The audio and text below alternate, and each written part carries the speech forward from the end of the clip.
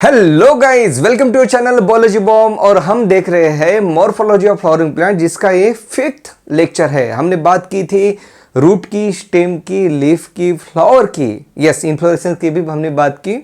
So this is the 6th lecture in this particular series, that is morphology of flowering plants. और आज हम बात करने वाले हैं एंड्रोशियम और गाइनोशियम की। ओके, सो गाइस एक रिसेंटली आपके साथ मैंने ट्रिक भी शेयर की थी, जिसकी लिंक मैं यहाँ पे दे रहा हूँ।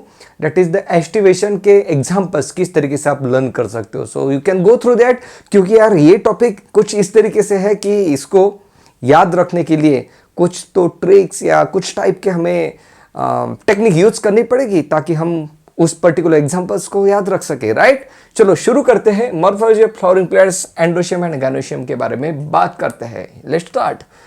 So yes, fine. तो यहाँ पे ये है यार सेपल, यहाँ तक तो हमने बात की थी, तो जल्दी से एक बार रिवाइज भी कर लेते हैं। So this is a sepal, ये है petal, and then inside we have the stamen. Stamen के वल को क्या कहते हैं? एंड्रोशियम। सो एंड्रोशियम का जो मेंबर है वो है स्टेमन। फाइन। तो स्टेमन के दो पार्ट है, एक है फिलामेंट एंड एंथर। इसके बारे में हम बात कर रहे थे प्लांट किंगडम में भी, right. So this is a स्टेमन having a filament and anther. Filament क्यों है यार? क्योंकि पोलन ग्रेन को रिलीज करना चाहता है इस तरीके के मूवमेंट से। सो दैट्स वाई यहाँ पे फिलामेंट दी गई है। सो दिस इज एंथर। अगर हम एंथर को इस तरीके से कट करें तो हमें कुछ इस टाइप का स्ट्रक्चर दिखेगा, कुछ चेंबर्स हमें वहाँ पे दिखेंगे। फाइन, जहाँ पे पोलन ग्रेन का फॉर्मेशन होता है, मैच्योरेशन होता है, पोलन ग्रेन रिलीज होते हैं। ओके, तो ये किस तरीके से फॉर्म होते हैं इसके लिए तो हम 12th में पढ़ते हैं, लेकिन यहाँ पे हम मॉर्फोलॉजी के बारे में बात कर रहे हैं। So I am just restricting this particular tutorial about the morphology, but next जब होगा अपना ट्यूटर तब डिटेल में भी बात करेंगे। सो this is the anther. Anther में हमें यहाँ पे दिखते हैं पोलन सैक, जहाँ पे पोलन ग्रेन्स फॉर्म होते हैं। So basically androecium is a whorl. Fine, member के एंड्रोशियम के मेंबर को क्या कहते हैं? स्टेमन्स। स्टेमन्स के दो part, filament and anther. Fine, अब ये जो एंथर्स है यार, ये एंथर्स एक तो आपको फ्री मिलेंगे, या तो फिर ऐसे दिखेंगे कि एक दूसरे के साथ फ्री है, एक दूसरे के साथ फ्यूज है। अगर एंथर्स फ्री है तो हम उसको कहते हैं पॉलीएंड्रस स्टेमन। फाइन, इसकी डायग्राम भी देखेंगे। और या कोई ऐसा स्टेमन है जहां पे पोलन ग्रेन फॉर्म नहीं हो रही है तो हम उसको कहते हैं sterile स्टेमन। Okay, so this is the terminology you should know about the need. So staminode मतलब क्या? स्टेमिनोड मतलब एक ऐसा स्टेमन जहां पे पोलन ग्रेन फॉर्म नहीं होते तो हम उसको कहेंगे स्टेराइल। व्हाट इज इंपोर्टेंस हम ये ह्यूमन रिप्रोडक्शन में इसके बारे में बात करेंगे। There are two kinds of terminology, one is the sterile and one is the importance. Sterile मतलब क्या? जहाँ पे स्पर्म ही फॉर्म नहीं हो रहे या तो फिर एडिक्वेट नंबर में फॉर्म नहीं हो रहे तो हम कहेंगे that particular individual is a sterile.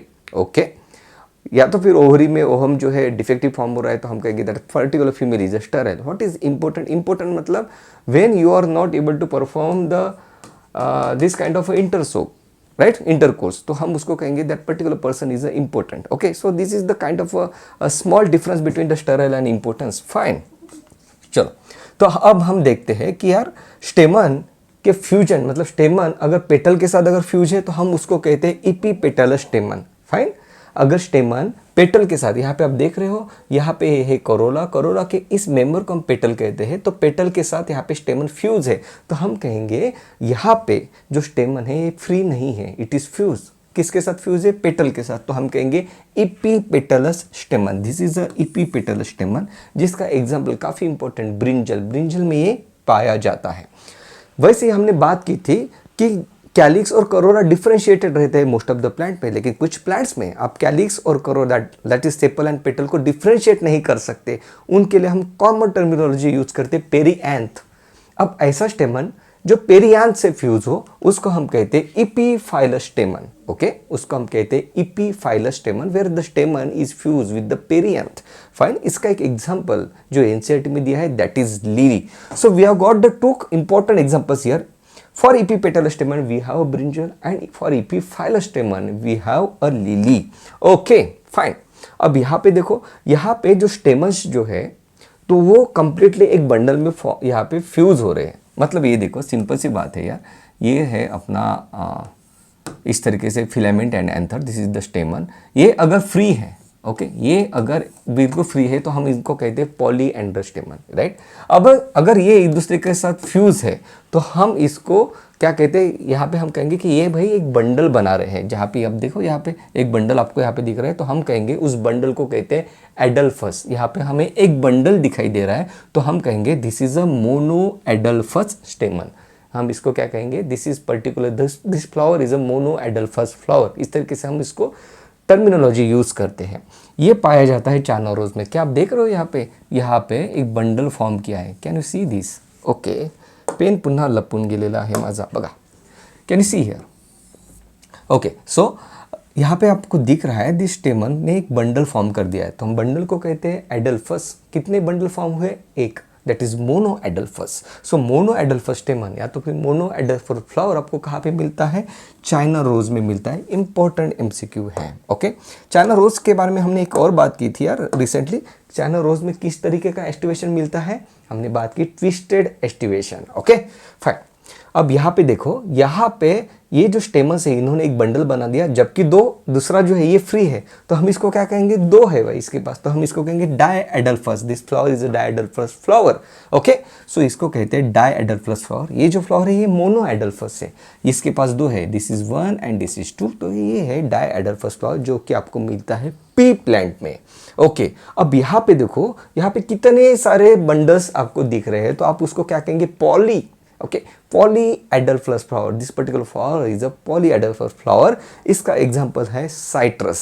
Okay, सो हमने तीन बातें की। स्टेमन फ्री रहते हैं एक तो, जिसको हम कहते हैं पॉलीएडल्फस। ओके, अगर वो फ्यूज है, एक बंडल बना रहे तो हम उसको कहेंगे मोनो एडल्फस। दो बंडल बना रहे डायएडल्फस, मेनी बंडल बना रहे पॉलीएडल्फस। अगर वो पेटल के साथ फ्यूज रहे तो हम कहेंगे इपीपेटलस। पेरियांथ के साथ फ्यूज है हम कहेंगे epiphyllous. So these are the terminology. और काफ़ी यहाँ पे एमसीक्यू आपको मिल जाएंगे मॉर्फोलॉजी ऑफ फ्लावरिंग प्लांट्स में। काफ़ी ज़्यादा एमसीक्यू इस टॉपिक में से पूछे जाते हैं। ओके, सो दैट अब बात करते हैं यहाँ पे आगे। ये एंड्रोशियम नहीं, अब तो अच्छा एंड्रोशियम के जो स्टेमन है, अभी हमने देखा कि किस तरीके से फ्यूज रहते हैं। अब कुछ फ्लावर्स में जो स्टेमन्स है वो इक्वल हाइट के आपको नहीं मिलेंगे। अब देखो यहाँ पे ये है लॉन्गर स्टेमन, ये है शॉर्टर स्टेमन, तो हम कहते हैं कि भाई this particular flower is having a unequal स्टेमन। इसके दो एग्जाम्पल एनसीईआरटी में दिए हैं जो काफ़ी इंपॉर्टेंट है। ओके, और वहाँ पे एनसीईआरटी ने लिखा है कि मस्टर्ड एंड सैल्विया। बट एमसीक्यू जो पूछा गया था ऑल इंडिया में प्रीवियस ईयर्स में, उन्होंने क्या किया था कि ब्रासिकेसी के अदर एग्जांपल्स भी पूछे थे। Okay, so will be having a separate tutor to learn the examples of the Brassicaceae, Fabaceae, pea family. इन सब फैमिलीज के हम एग्जाम्पल किस किस से लर्न करें, इसके लिए हम स्पेशल ट्यूटर रखेंगे तो आपको आइडिया क्लियर हो जाएगी। But this two example you should know that the unequal stamens, length जो है अनइक्वल स्टेमन्स, ये किन में पाई जाती है? Mustard and salvia. Very very important point. So that was about the androecium. Now let's talk about the gynoecium, that is the female reproductive structure in a flower. Fine. ये है gynoecium. Gynoecium का जो whorl है उसको हम कहते हैं carpel या तो फिर पिस्टिल। फाइन। अब यहाँ पे टोटल 3 पार्ट्स है। वन है स्टिग्मा, जहाँ पे पोलन आएगा, यहाँ पे लैंड करेगा। देन यहाँ पे जो मेल गमेट्स को कैरी करने के लिए यहाँ पे स्टाइल है। Okay, so stigma, style and ovary. Ovary के अंदर है ovule, that is ovule is enclosed inside the ovary, not like the gymnosperm where the ovules are naked. Okay, so here in angiosperm the ovules are enclosed inside the ovary. So basically in a carpel we have 3 parts, stigma, style and ovary. ovary के अंदर यहाँ पे ovule होता है. So androecium, the wall of this particular structure is called as the gynoecium. और इसका member कौन है? कार्पल या पिस्टिल हम ये कहेंगे। इस तरीके से हम बात करते हैं इसकी। ओके, अब यहाँ पे देखो कुछ इंपॉर्टेंट चीज़ें हम बात करते हैं। यहाँ पे आपको क्या दिख रहा है कि ये जो कार्पल है सिंगल है, तो हम कहेंगे दिस इज अ मोनोकार्पस फ्लावर। इसके पास भाई एक सिंगल ही कार्पेल है, हम कहेंगे this is a monocarpous. Fine, इसके पास 2 है तो क्या कहेंगे? Yes you are right, this is called as the bicarpellary. ये है मोनोकार्पेलरी, इसको हम कहेंगे बायकार्पेलरी। लेकिन यहाँ पे हमें दिख रहा है कि भाई ये यहाँ पे भी 2 है, 1 and 2, यहाँ पे भी हमें दिख रहा है 1 and 2, बट यहाँ पे फ्यूज है, यहाँ पे सेपरेट है, तो हम कहेंगे this particular flower is a bicarpellary apocarpous flower. Fine, this is called as the bicarpellary apocarpous flower. अब यह पे भी दो कार्पेल है तो हम कहेंगे this is a bicarpellary syncarpous. Syn मतलब फ्यूज होना, अगर सीन या तो फिर सिम्फ, ये जो वर्ड यूज किए जाते हैं ये फ्यूजन के लिए यूज किए जाते हैं। प्यूबिक सिम्फाइसिस, जहाँ पे दो प्यूबिक बोन फ्यूज होते हैं, so we call it the pubic symphysis, fuse हो रहे हैं। यहाँ पे भी सीम कार्पस मतलब फ्यूज होना, कार्पल जो है दोनों फ्यूज हो रहे हैं। अगर फ्री है तो हम कहते हैं एपोकार्पस, अगर फ्री है तो हम कहते हैं एपोकार्पस, और अगर फ्यूज है तो हम कहते हैं syncarpous. Okay, so bicarpellary syncarpous, this is a bicarpellary apocarpous. ये कितना है भाई, यहाँ पे 1 2 3 दिख रहे हैं, और वो भी फ्यूज है तो हम क्या कहें, ट्राई कार्पेलरी सीन कार्पस। इस तरीके से टर्मिनोलॉजी यूज की जाती है। अब इंपॉर्टेंट क्या है regarding the NET point of view, so यहाँ पे इनके एग्जाम्पल पूछे जाते हैं। सो मोनोकार्पस फ्लावर, ये कौन है इसका example, pea plant, very very important. Okay, bicarpellary apocarpous के एग्जाम्पल है rose and lotus, very very important. Another bicarpellary syncarpous का एग्जाम्पल जो है ये है mustard and tomato, Solanaceae family. Okay, tomato, so mustard and tomato. Whereas tricarpellary syncarpous का example है lily, मतलब लिली में हमें इस तरीके के फ्यूज कार्पेस हमें दिखते हैं। सो काफ़ी इंपॉर्टेंट पॉइंट है ये, और आगे आने वाला उसको भी आपने नोट करना है क्योंकि प्रीवियस ईयर्स में इस पे एमसीक्यू आ चुके हैं। अब यहाँ पे हमें क्या दिख रहा है, यहाँ पे तो काफ़ी ज़्यादा कार्पस हमें दिख रहे हैं, वो भी एक दूसरे के साथ फ्यूज है, तो हम कहेंगे this particular flowers be as the multicarpellary syncarpous. Okay, ovaries. Okay, तो किस तरीके से है भाई इसकी terminology, multicarpellary syncarpous flower. इसका एग्जांपल क्या है, Papaver. Yes, so multicarpellary syncarpous flower, it is seen in Papaver, very very important point, previous years में पूछा गया है। Fine, okay. नाउ यहाँ पे देखो, यहाँ पे जो कार्पल है ये फ्री है तो हम कहेंगे ये फ्री है, ये फ्यूज नहीं है, और ये भी काफ़ी सारे कार्पस आपको यहाँ पे दिख रहे हैं, तो हम इसको कहेंगे multi carpellary apocarpous flower. Okay, so this is a multi carpellary apocarpous flower, और इसका एग्जाम्पल माइकेलिया। यस, माइकेलिया इसका एग्जाम्पल है जो एमसीक्यू प्रीवियस ईयर्स में पूछा गया था। दोनों पूछे गए थे, काफ़ी इंपॉर्टेंट है, एनसीईआरटी में दिए भी है, 12th क्लास में आपको इसको पढ़ने को मिलेगा। ओके, सो बेसिकली हमने क्या बात की, हमने ये बात की अगर कार्पल एक हो सकते हैं उसको हम कहेंगे मोनोकार्पेलरी, अगर दो है तो हम कहेंगे बायकार्पेलरी, दोनों फ्री है तो हम कहेंगे बायकार्पेलरी एपोकार्पल, दोनों फ्यूज है तो हम कहेंगे बायकार्पेलरी सीन कार्पस, अगर तीन कार्पल है और फ्यूज है तो हम कहेंगे ट्राइकार्पेलरी सीन कार्पस, अगर तीन होते और फ्री होते तो हम कहते हैं ट्राइकार्पेलरी एपोकार्पस। ओके, एग्जांपल्स काफ़ी इंपॉर्टेंट है जो पूछे जाते हैं एमसीक्यू में, और इस पर्टिकुलर चैप्टर का जो फ्लो चार्ट्स है, इसके जो छोटे छोटे एग्जांपल्स है, ये कंपाइल करके आपकी स्टडी रूम में होना काफ़ी ज़्यादा ज़रूरी है, क्योंकि बार बार पढ़ोगे तभी इस चीज़ को आप लर्न कर पाओगे। Okay, fine. अब बात करते हैं यार ओवरी, ओहुल और प्लेसेंटा की। अब ये देखो, अभी हमने बात की कि यहाँ पे इस तरीके से स्टिग्मा होता है, फिर स्टाइल होता है, और इस तरीके से बल्ज्ड पार्ट होता है जिसको हम ओवरी कहते हैं। अब ओवरी में आपको इस तरीके से ओहुल्स आपको दिखाई देंगे। ओके, ये पार्ट है, यहाँ पे इस तरीके से ओहुल्स आपको दिखाई देंगे। अब ये जो पार्ट है जहाँ पे ओहुल अटैच है, ये जो पार्ट बीच का, इसे कहते हैं प्लेसेंटा, और प्लेसेंटा और ओहुल की अरेंजमेंट किस तरीके से है उसको कहते हैं placentation. Very very important point. मैंने क्या कहा, मैंने इतनी बात की कि this is stigma, style and ovary. Ovary में है ओहुल, ओहुल जो है ये अटैच रहते हैं, यहाँ पे देखो ओहुल जो है ये ओवरी को अटैच है with the help of placenta. अब प्लेसेंटा और ओहुल की अरेंजमेंट किस तरीके से है उसको कहते हैं placentation, and based on placentation there are around 5 types of placentation. Okay, ध्यान से सुनना है। This type of placentation is called as marginal placentation, मतलब ये देखो ये है यहाँ पे प्लेसेंटा, ये देखो, और इस प्लेसेंटा पे ओहुल लगे हुए हैं, मतलब हम एक तरीके से कहते हैं कि जो प्लेसेंटा है एक मार्जिन में शिफ्ट हो गया है, लेफ्ट साइडेड मार्जिन हमें दिखने के लिए, सिंपल वर्ड में मैं अगर बोलना चाहूँ तो हमें यहाँ पे दिख रहे हैं, तो हम कहेंगे this placentation is a marginal placentation.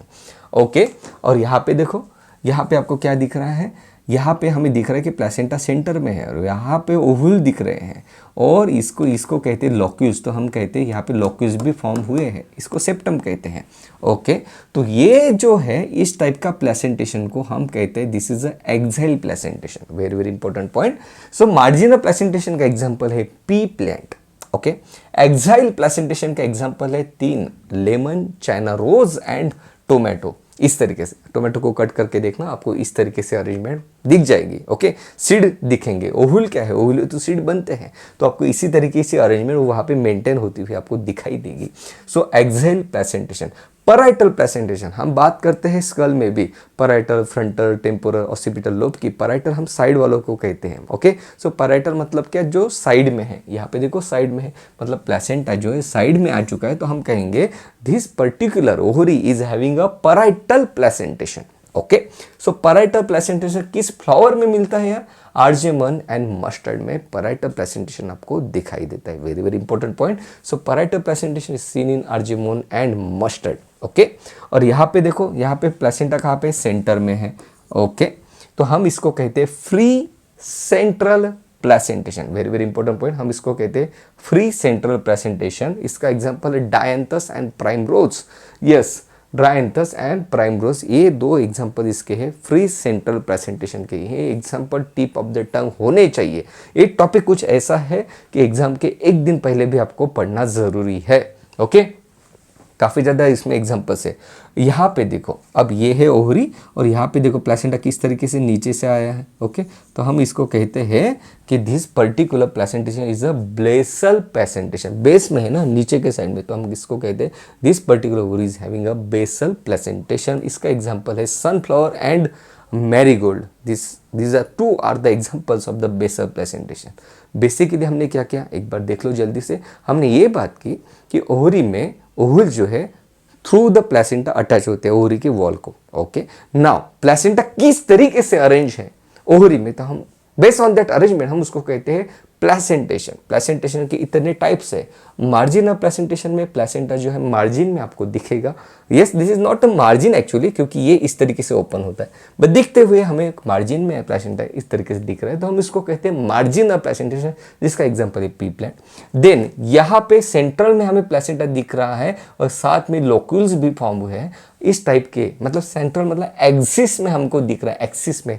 तो that's why this particular placenta is called axile placentation, जिसके 3 एग्जांपल्स है, वो है lemon, China rose and tomato. Parietal placentation is having a placenta on the side walls, तो हम उसको कहते हैं पैराइटल प्लेसेंटेशन, जिसके 2 example Argemone and mustard. Free central placentation के example primrose and Dianthus. Basal placentation का example marigold and sunflower. Very very important point. Okay, so guys, that was the simple tutorial, that was the simple topic gynoecium, endoecium और उनके examples. Again, I would like to repeat कि इसका जो है एक chart आपके room में होना चाहिए। Definitely you can join our telegram channel, जहाँ पे जल्द ही आपके साथ हम एक चार्ट शेयर करेंगे, एक कंपाइल चार्ट, जिसको आप यूज़ कर सकते हो, उसको रिपीटली आप रिवाइज भी कर सकते हो। टेलीग्राम ज्वाइन करने के लिए नीचे लिंक दी गई है। If you have any doubt, ask me in the comment. That was all about this session. Thank you so much guys. Love you all.